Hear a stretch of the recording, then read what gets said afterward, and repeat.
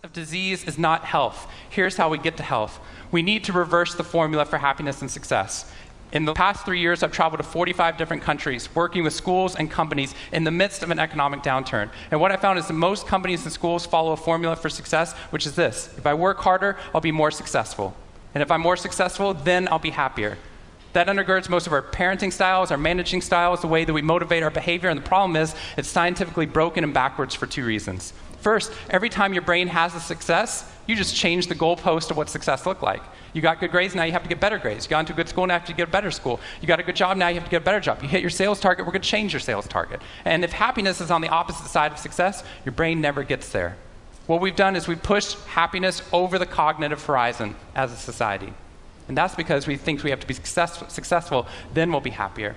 But the real problem is our brains work in the opposite order. If you can raise somebody's level of positivity in the present, then their brain experiences what we now call a happiness advantage, which is your brain at positive performs significantly better than it does at negative, neutral, or stressed. Your intelligence rises, your creativity rises, your energy levels rise. In fact, what we found is that every single business outcome improves. Your brain at positive is 31% more productive than your brain at negative, neutral, or stressed.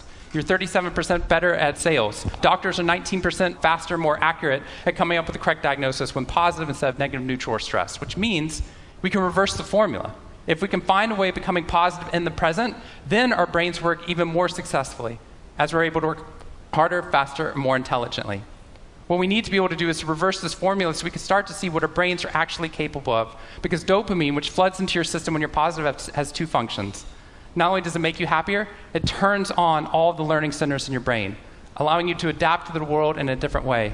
We found that there are ways that you can train your brain to be able to become more positive. In just a 2-minute span of time, done for 21 days in a row, we can actually rewire your brain, allowing your brain to actually work more optimistically and more successfully.